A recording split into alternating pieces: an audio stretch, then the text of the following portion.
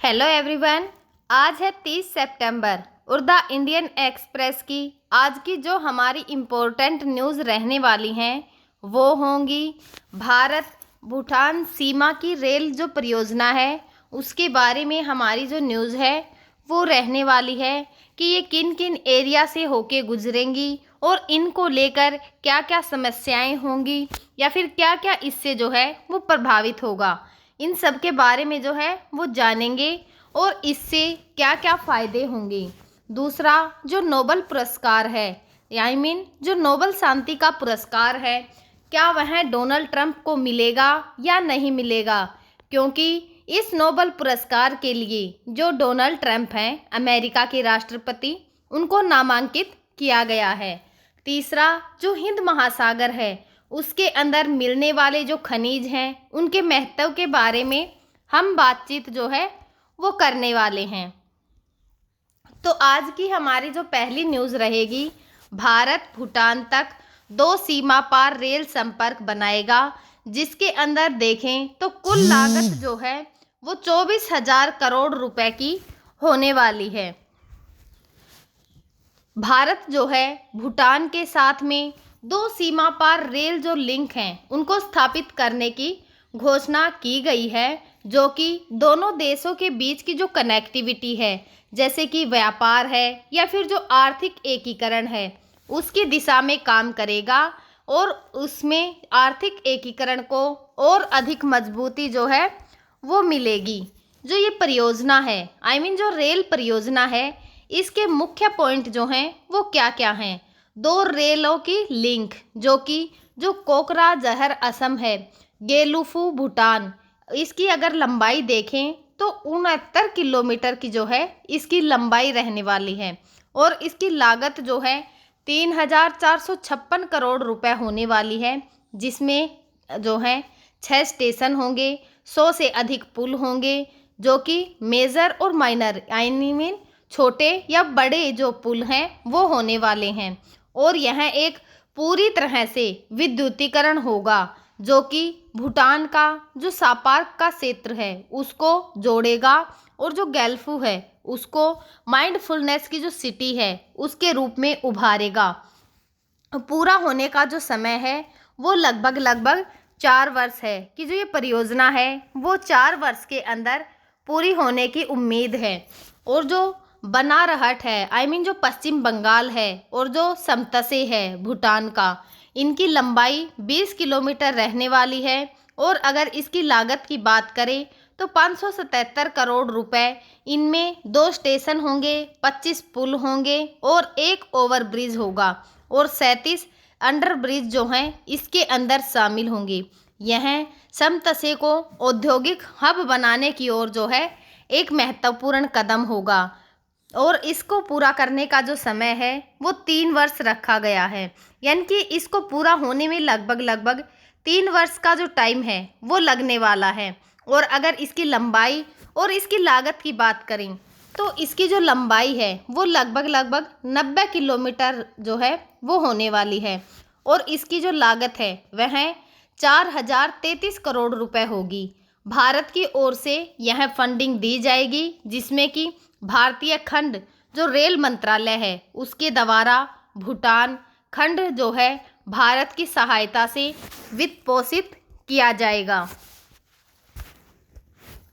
जो इसका क्या महत्व रहने वाला है अगर उसे जाने तो यह भूटान के लिए जो है पहली सीमा पार की रेल कनेक्टिविटी होगी, जो कि माल हो चाहे यात्री हो दोनों के आने जाने को और अधिक आसान बना देगी। भारत जो है भूटान का सबसे बड़ा व्यापारिक साझेदार है और वहाँ से जो अधिकांश निर्यात या जो आयात किया जाता है वो भारत के बंदरगाहों से ही किया जाता है। यह परियोजना भारत का जो व्यापार है उसको और अधिक बढ़ावा देगी और जो पर्यावरणीय पहलू हैं उनका भी अध्ययन इसके अंदर किया जाएगा। और जो आधुनिक ट्रेनें होंगी, जैसे कि जो वंदे भारत चलाने के योग्य होंगी, जो भूटानी कर्मचारी हैं उनको इसके लिए प्रशिक्षित जो है वो किया जाएगा, उनको प्रशिक्षण दिया जाएगा। और अगर इसकी पृष्ठभूमि को जाने तो यह घोषणा 29 सितंबर 2025 को जो रेल मंत्री अश्विन वैष्णव हैं और जो विदेश सचिव हैं विक्रम मिस्री, उनके द्वारा की गई है, जो कि MOU जो है इसकी आज ही एक नई दिल्ली में हस्तांतरण जो है वो किया जाएगा। और जो प्रधानमंत्री नरेंद्र मोदी हैं उनके द्वारा 2024 के अंदर जो भूटान की यात्रा की गई थी उसके दौरान ही इस पर सहमति जो है वो बनी थी। तो जो ये रेल परियोजना है इससे हमें पर्यावरणीय प्रभाव के जो प्रमुख एरिया हैं उनके बारे में जानें और पर्यावरण पर इसके क्या क्या इफेक्ट पड़ने वाले हैं। तो जो वन और जैव विविधता पर इसका क्या इफेक्ट देखने को मिलेगा। जो कोका जहर है गैलेफू लाइन वह 69 किलोमीटर लंबी होगी। तो जो ये रेल लाइन है वो जो भारत के अंदर असम है और जो सापार्क है भूटान के अंदर उनके बीच में जो है वो बनाई जाएगी, जो कि आंशिक रूप से वनों का क्षेत्र है, यानी कि वहाँ पर जो वन है वो बहुतायत मात्रा में मौजूद हैं। विशेष रूप से जो भूटान है उसका कुछ संरक्षित एरिया है उसके अंदर, और असम के कुछ जो जैव विविधता वाले एरिया से जो है यह होकर गुजरने वाली है। तो भूटान में गैल्फू का क्षेत्र के पास का जितना भी जंगल है और जो वन्य जीव हैं जैसे कि हाथी हैं, तेंदुए हैं और जो विभिन्न प्रकार की पक्षी प्रजातियां हैं वह भी इससे प्रभावित हो सकती हैं। और जो बनारहाट जो समतसे है यह 20 किलोमीटर जो है लंबा है। यह पश्चिमी बंगाल के जो चाय के बागान हैं और जो तमससे के जो ग्रामीण कृषि क्षेत्र हैं उनसे होकर गुजरने वाली है।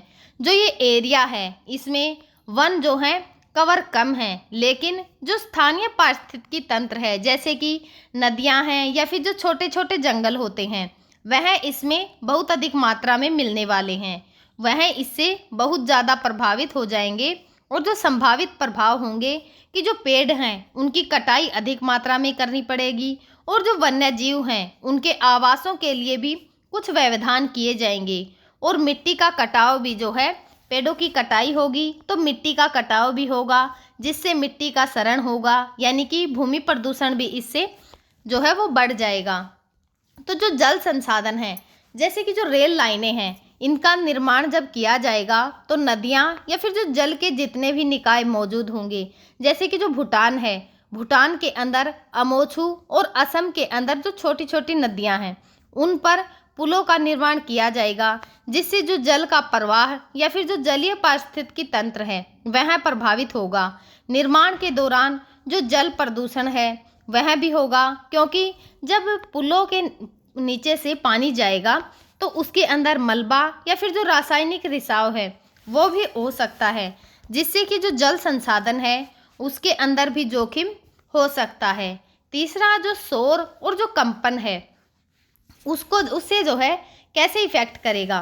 तो जो निर्माण है इसका या फिर जो रेल का संचालन है उससे शोर होगा, कंपन पैदा होगा, जिससे कि वहाँ के जो वन्य जीव हैं विशेष रूप से जो वहाँ के पक्षी हैं या फिर जो प्रजातियाँ हैं वो संवेदनशील हो जाएंगी, उनको प्रभावित जो है ये कर सकता है। और जो गैलेफू और जो समतसे जैसे जो एरिया हैं उनके अंदर स्थानीय समुदाय भी शोर प्रदूषण से जो है वो प्रभावित हो सकते हैं। और कार्बन जो उत्सर्जन है, यानी कि निर्माण के दौरान जो भारी मशीनरी होंगी या फिर जो सामग्री है वह परिवहन से कार्बन का उत्सर्जन बढ़ाएंगे। हालांकि लंबे समय तक जो है ये रेल परिवहन जो है सड़क परिवहन की तुलना में कम कार्बन उत्सर्जन वाला विकल्प है, जो कि भूटान की जो कार्बन की नकारात्मक जो नीति है उसके जो है अनुरूप होगा। और जो पर्यावरण है उसको कम करने के लिए जो पर्यावरण पर प्रभाव पड़ेंगे उनको कम किस प्रकार से जो है वो किया जाएगा, यानी कि जो पर्यावरण आकलन और अध्ययन कि इस रेल परियोजना को बनाने से पहले वहाँ का जो पर्यावरण होगा जैसे जहाँ पर वन अधिक होंगे उस एरिया को छोड़कर इसे दूसरी साइड से जो है वो निकाला जाए। ऐसा जो है जांच करनी चाहिए पहले कि कहाँ पर वन अधिक हैं और कहाँ पर कम हैं, तो उसी हिसाब से जो है इसका निर्माण किया जाना चाहिए। दूसरा जो वन संरक्षण है या फिर जो पुनः वर्गीकरण है उस पर भी जोर जो है वो देना चाहिए। वन्यजीव संरक्षण, जहाँ पर जो प्रजातियाँ रहती हैं, जैसे कि हमने पढ़ा कि जैसे गैंडे रहते हैं, हाथी रहते हैं, या फिर अन्य जो वन्यजीव हैं, तो जहाँ पर उनका वो एरिया है उसके बाहरी साइड से जो है ये जो रेल की पटरियाँ हैं वो बनाई जानी चाहिए। और जल प्रबंधन, यानी कि जब जल के अंदर कोई भी केमिकल रिसाव हो जाए या फिर जो उसके अंदर मलबा गिरे, तो उसके लिए भी जल प्रबंधन के लिए कुछ ना कुछ उपाय जो है वो सरकार के द्वारा किए जाने चाहिए। आज की हमारी जो दूसरी न्यूज़ रहने वाली है, नोबल शांति पुरस्कार का निर्णय कैसे होता है और क्या ट्रंप जो है इसको जीत सकते हैं। तो चलिए जानते हैं कि जो नोबल शांति पुरस्कार है इसका निर्णय किस प्रकार से किया जाता है, कि किस व्यक्ति को ये पुरस्कार दिया जाएगा और किस व्यक्ति को नहीं दिया जाएगा। तो जो नोबल शांति पुरस्कार है इसका निर्णय एक गुप्त रूप से जो है वो किया जाता है। उसके लिए एक व्यवस्थित जो प्रक्रिया है उसके माध्यम से लिया जाता है, जो कि अल्फ्रेड जो नोबल है उसकी वसीयत के अनुसार जो नॉर्वे है उसके द्वारा इसका संचालन किया जाता है। यह पुरस्कार दो राष्ट्रों के बीच में भाईचारे को बढ़ाता है, स्थायी सेनाओं की समाप्ति या फिर जो कमी है तथा जो शांति सम्मेलन होते हैं उनके आयोजन को प्रसार के लिए भी जो है इसका उपयोग किया जाता है। तो इसका जो नॉमिनेशन होता है वो किसके द्वारा और कैसे किया जाता है, तो हर साल जो सितंबर है उसके अंदर जो नॉर्वेजियन नोबल समिति है, यानी कि नॉर्वेजियन जो नोबल कमेटी है, वह योग्य जो नामांकन होते हैं उनको निमंत्रण भेजती है। और जो नामांकन है वह केवल विशिष्ट श्रेणियों में ही जो है वो प्राप्त हो सकते हैं, जैसे कि राष्ट्रीय संसद हुए, सरकार हुई, या फिर जो अंतर्राष्ट्रीय न्यायालय है उनके सदस्यों को। जो विश्वविद्यालय हैं उनके प्रोफेसर, जैसे कि इतिहास, सामाजिक विज्ञान, दर्शन शास्त्र, कानून, धर्मशास्त्र इत्यादि। तो जो नोबल पुरस्कार है उसके विजेता कुछ प्रमुख जो अंतर्राष्ट्रीय संगठन होते हैं उनके सदस्य होते हैं। कोई व्यक्ति खुद को नामांकित जो है वो नहीं कर सकता। नामांकन 31 जनवरी तक जो है वो जमा किए जाते हैं और 2025 के लिए कुल जो है 338 नामांकन प्राप्त जो हैं वो हुए हैं और 244 व्यक्ति और 94 जो संगठन हैं वह इसके अंदर शामिल हैं। तो जो नामांकन है उसकी जो गोपनीयता है वह 50 वर्ष तक बनी रहती है। तो इसके जो चयन की प्रक्रिया होती है कि किसको नोबल पुरस्कार दिया जाएगा, किसको नहीं दिया जाएगा, तो वो चयन जो है वो किस प्रकार से किया जाता है। तो जो नॉर्वेजियन नोबल समिति है वह जो नॉर्वे की संसद है उसके द्वारा 5 सदस्य की एक समिति बनाई जाती है जो सभी नामांकन की समीक्षा करती है।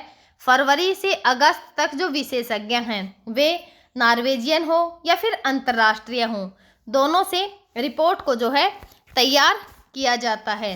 और जो सितंबर है उसमें शॉर्ट लिस्ट को तैयार किया जाता है और समिति जो है एकमत या फिर जो साधारण बहुमत है उसके द्वारा निर्णय लेती है। और जो अंतिम निर्णय लिया जाता है और जो अपील नहीं की जा सकती, इसके बारे में जो घोषणा है या फिर जो पुरस्कार हैं वह कैसे और कैसे जो है नामांकन किया जाता है और पुरस्कार जो है कैसे दिया जाता है। तो विजेता का नाम जो है अक्टूबर का जो पहला पूरा सप्ताह होता है उसके शुक्रवार को जो है 10 अक्टूबर 2025 में आगे जो है ये दिया जाने वाला है, जो कि ओस्लो में घोषित किया जाता है। जो पुरस्कार का समारोह होगा वह 10 दिसंबर को जो नोबल की पुण्यतिथि होती है उसको ही जो है ओस्लो सिटी में यह किया जाता है, जहां पर नॉर्वे के जो राजा हैं वो पुरस्कार प्रदान करते हैं। तो क्या जो ये डोनाल्ड ट्रंप हैं जो अमेरिका के राष्ट्रपति हैं उनको भी यह पुरस्कार दिया जा सकता है जो नामांकन है, क्योंकि जो डोनाल्ड ट्रंप हैं उनका नामांकन कंबोडिया के जो प्रधानमंत्री हैं हन मानेत उनके द्वारा कंबोडिया थाईलैंड की जो सीमा संघर्ष है उसको समाप्त करने के लिए नामांकित किया गया है। लेकिन जो डोनाल्ड ट्रंप हैं उनके यह पुरस्कार मिलने की जो आकांक्षाएं हैं वह बहुत ही कम जो हैं वो दिखाई देती हैं।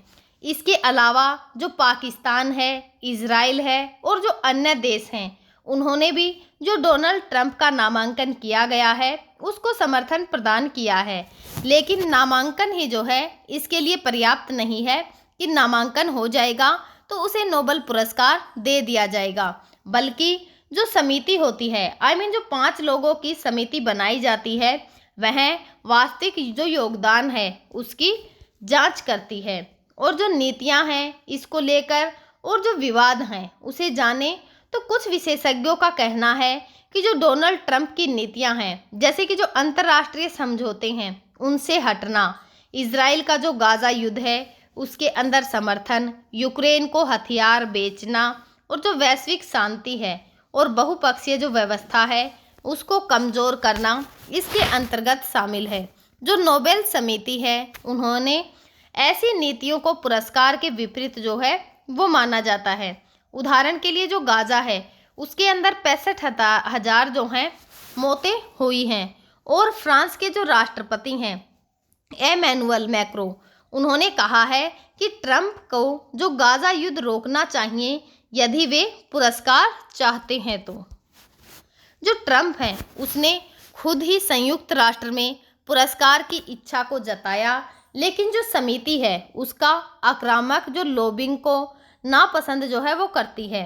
इतिहासकार ओस्ले स्वेन जैसे जो विशेषज्ञ हैं उनका कहना है कि जो डोनाल्ड ट्रंप हैं वो अभी जो है फिलहाल इस टाइम अराजकता को फैला रहे हैं, न कि शांति को बढ़ा रहे हैं। और जो जनमत है उस पर कैसे वोटिंग की जाती है, तो एक सर्वेक्षण में जो अधिकांश अमेरिकी मानते हैं कि ट्रंप इसके योग्य नहीं है। बैटिंग जो साइट्स हैं उन पर उनकी संभावना 25% है, लेकिन अगर हालिया घटनाओं के अनुसार जाने तो यूक्रेन हथियार का सौदा से यह घटी है।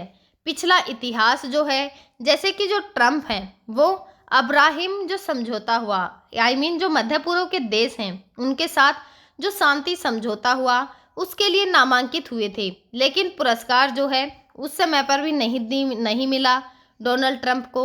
जो ओबामा हैं उनको 2009 में यह पुरस्कार दिया गया था, लेकिन जो ट्रंप हैं उसकी तुलना में उस समय पर वे कम विवादास्पद थे। और अब तक जो है किन किन को ये सम्मान दिया जा चुका है, किन किन को इस सम्मान से सम्मानित किया जा चुका है, जैसे कि जो मदर टेरेसा थी 1979 के अंदर जो है उन्हें यह पुरस्कार दिया गया। जो गरीब हैं और जो बीमार हैं उनकी सेवा के लिए उनको यह पुरस्कार दिया गया था। विशेष रूप से जो कोलकाता है उसके अंदर मिशन रीज ऑफ जो चैरिटी है उसके माध्यम से जो मानवता की सेवा की गई, इसीलिए मदर टेरेसा को यह पुरस्कार जो है वो दिया गया। जो नेल्सन मंडेला और जो फेडरिक विलियम डी क्लार्क हैं उनको भी इस सम्मान से नवाजा गया है। उनको दक्षिण अफ्रीका में जो रंग भेद जो है उसको समाप्त करने और जो शांतिपूर्ण लोकतांत्रिक जो बदलाव है उसे लाने के लिए भी जो है वो सम्मान उनको दिया गया। और जो मलाला यूसुफजई हैं उनको 2014 के अंदर इस पुरस्कार से नवाजा गया। उनके द्वारा लड़कियों की जो शिक्षा है उसके लिए संघर्ष किया गया था, विशेष रूप से जो पाकिस्तान का तालिबान है उसके खिलाफ।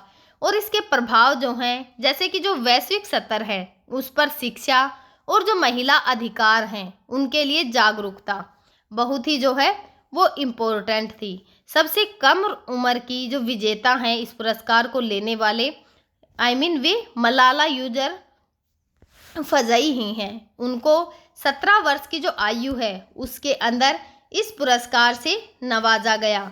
जो संयुक्त राष्ट्र और जो कोफी अन्नान है उनको 2001 में जो है यह वैश्विक शांति और सहयोग को बढ़ावा देने के लिए मानवीय जो संकट हैं उनके अंदर हस्तक्षेप और बेहतर जो विश्व व्यवस्था है उसके लिए उन्हें इस सम्मान से जो है वो सम्मानित किया गया था।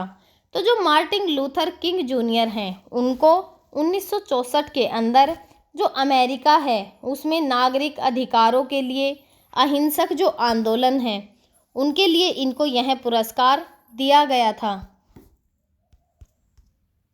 समानता और जो अहिंसा के सिद्धांत हैं उनको प्रचारित करने के लिए इनको यह पुरस्कार जो है वो दिया गया था।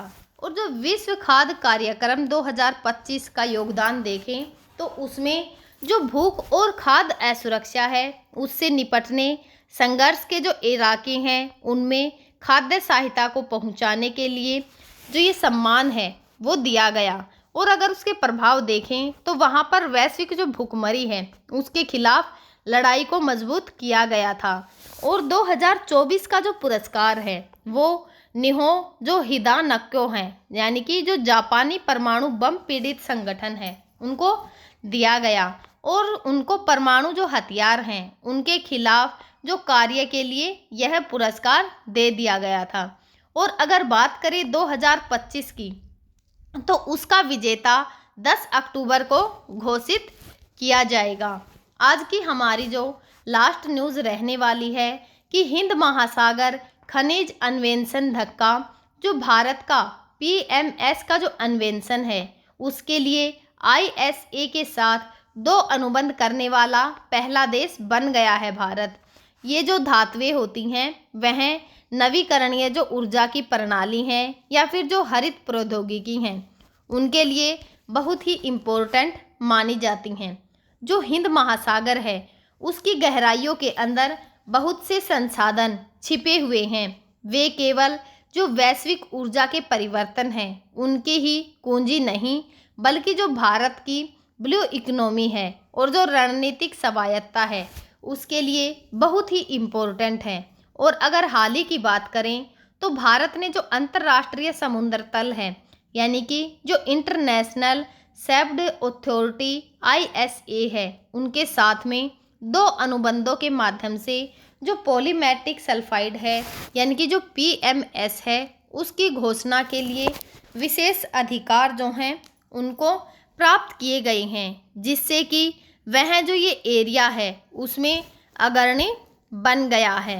जो पॉलीमेटेलिक सल्फाइड है यानी कि जो PMS है वो होता क्या है वास्तव में, तो जो PMS है यह गहरे समुद्र की जो हाइड्रोथर्मल वेंट्स है यानी कि जो गर्म जल धाराएं हैं उनके आसपास पाए जाने वाले खनिज जो हैं यानी कि उनके आसपास पर बहुत अधिक मात्रा में खनिज जमा हो जाते हैं जो ये चिमनी जैसे ढांचों को बना देते हैं जो समुद्र तल पर जमा हो जाते हैं, जिसके मुख्य रूप से तांबा, जस्ता, लोहा, चांदी, सोना और जो प्लेटिनम जैसे मूल्यवान धातुएं हैं वो होती हैं। ये जमा जो है हिंद महासागर की जो मध्य महासागरीय रिजर्व हैं जैसे कि जो कोलंसबर्ग हैं, सेंट्रल इंडियन रीच है और जो साउथ वेस्ट इंडियन रीज हैं उन पर 1000 से लेकर 4000 मीटर की जो गहराई है वहाँ पर पाए जाते हैं। और भारत के लिए इसका क्या महत्व है, जो ये धातुएं होती हैं यह नवीकरणीय ऊर्जा प्रणालियों के लिए जो है जैसे कि इलेक्ट्रिक वाहन हुए, EV की बैटरियां हुई, हरित प्रौद्योगिकी और जो इलेक्ट्रॉनिक्स है उनके लिए बहुत ही इम्पोर्टेंट है। उदाहरण के लिए जो तांबा और जस्ता है इनका उपयोग EV बैटरी और जो वायरिंग है उनके अंदर किया जाता है, जबकि जो सोना है इसका उपयोग जो इलेक्ट्रॉनिक चिप्स होती हैं उनके अंदर उपयोग किया जाता है। विश्व बैंक के अनुसार 2050 तक क्लीन एनर्जी के लिए जो ये खनिज की मांग है उसको 5 गुना और जो है वो बढ़ जाएगी। और हिंद महासागर के अंदर जो PMS है इसके अलावा अन्य खनिज भी हैं जैसे कि पॉलीमेटिक नोड्यूल्स जिनमें मैग्नीज, निकल, कोबाल्ट, कॉपर जो है वो पाया जाता है। और जो कोबाल्ट रिच है वो फेरोमैग्नी जो क्रस्ट है भारत का फोकस मुख्य रूप से PMS पर ही रहेगा, जो कि रीज के जो एरिया हैं उनमें प्रचुर मात्रा के अंदर पाया जाता है। भारत ने 15 सितंबर 2025 को नई दिल्ली के अंदर ISA के साथ एक 15 वर्षीय जो अनुबंध है उस पर हस्ताक्षर जो है वो किए हैं, जो कि उनका तीसरा ISA का जो अनुबंध है वो रहने वाला है। इससे पहले भी उनके द्वारा जो है ऐसा किया गया है। जैसे कि 2002 में सेंट्रल इंडियन जो ओशन का बेसिक है उसके अंदर 75,000 वर्ग किलोमीटर का जो एरिया है, 75,000 जो वर्ग किलोमीटर का एरिया है उसके अंदर पॉलीमेटेलिक नोड्यूल्स के जो अनुबंध हैं, यानी कि 2027 तक जो वैलिड हैं, हाल ही में 5 वर्ष तक इसका विस्तार किया गया था।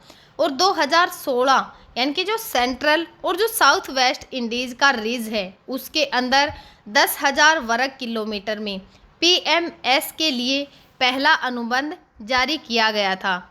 और जो नया अनुबंध है वो 2025 में जो कोल्सबर्ग की रीच है, यानी कि उत्तर पश्चिम जो हिंद महासागर है उसके अंदर 10,000 वर्ग किलोमीटर का जो एरिया है उसके लिए PMS का अन्वेंशन, यह विश्व का पहला PMS अनुबंध। इस रीज के लिए कुल मिलाकर भारत के पास अब जो है PMS के लिए 2 अनुबंध हैं और सबसे बड़ा जो अन्वेंशन होगा वह लगभग 20,000 वर्ग किलोमीटर का होगा, जिससे वह ISA के जो 31 सक्रिय अनुबंध हैं उनमें अग्रणी रहेगा। इसको लेकर जो मंत्रालय और जो संस्थाएं हैं, यानी कि जो पृथ्वी विज्ञान मंत्रालय है MOES और जो नेशनल सेंट्रल जो फॉर पोलर एंड ओशन का जो रिसर्च है, यानी कि जो NCPOR है, और गोवा का जो नेतृत्व है उसमें यह कार्यान्वयन रहेगा। डीप ओशन का मिशन 2021 के तहत जो डीप ओशन मिशन है वह 4,000 करोड़ रुपए का जो निवेश है इसके अंदर किया जाएगा, जिसमें कि मत्स्य 6,000 और जो मानव युक्त पनडुब्बी हैं उनके लिए और जो स्वायत्त जलयान हैं वह भी इसके अंदर शामिल होंगे। और जो मंत्रालय हैं और जो संस्थाएं हैं, जैसे कि जो पृथ्वी विज्ञान मंत्रालय है और national centre for polar and ocean research है, जो कि गोवा का जो नेतृत्व है उसमें कार्यान्वयन किया गया। और जो डीप ओशन का मिशन है 2021 के तहत उसके अंदर 4,000 करोड़ रुपए का निवेश किया जाएगा। और इसको लेकर जो रणनीतिक लाभ हैं, यानी कि यह भारत की जो ऊर्जा की सुरक्षा है उसको बढ़ाएगा, आयात की निर्भरता कम होगी। जैसे कि जो कोबाल्ट है उसके लिए 90% आयात कम करेगा और हिंद महासागर में रणनीतिक उपस्थिति को मजबूत करेगा। भारत अब जो प्रशांत महासागर है उसमें भी लाइसेंस की तलाश कर रहा है। और जो कोबाल्ट और निकल हैं उनका उपयोग EV की जो बैटरियां होती हैं, यानी कि जो लिथियम आयन है उनमें किया जाता है, जो कि भारत का जो 2030 तक 30% जो EV लक्ष्य है उसको पूरा करने के लिए जो है बहुत ही इम्पोर्टेंट है। तांबा जो सौर ऊर्जा और जो पवन ऊर्जा है उसके सिस्टम में वायरिंग के लिए जो है भारत का 500 GW नवीकरणीय का लक्ष्य जो है वो रखा जाएगा, जो कि रेयर अर्थ जो एलिमेंट हैं, यानी कि जो विंड टर्बाइन और जो इलेक्ट्रॉनिक्स हैं उनके अंदर किया जाएगा। पर्यावरण पर इसके क्या इफ़ेक्ट देखने को मिलेंगे कि जो गहरा समुद्र का खनन है उससे जैव विविधता को हानि हो सकती है। इसीलिए ही ISA के जो नियम हैं उनके तहत पर्यावरण का जो प्रभाव है उसका मूल्यांकन बहुत ही इम्पोर्टेंट है। भारत जैविक निगरानी और जो सतत प्रौद्योगिकी विकसित है वो कर रहा है, जिसको लेकर कुछ चुनौतियां या फिर जो भविष्य के अंदर जो तकनीकें आ सकती हैं। देखें तो 6,000 मीटर की जो गहराई है वहां पर खनन के लिए उन्नत उपकरण चाहिए होते हैं, जो कि भू राजनीतिक चीन, रूस और जो जापान जैसे देश हैं उनके अंदर भी हिंद महासागर में जो है सक्रिय हैं।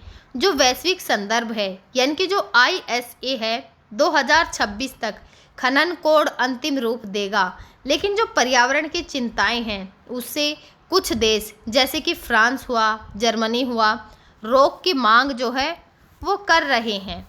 तो हम जो है आगे भी आप सभी के साथ इसी प्रकार से जो करंट की इम्पोर्टेंट न्यूज़ होंगी उनको शेयर करते रहेंगे। तब तक आप पढ़ते रहिए, खुश रहिए। Thank you.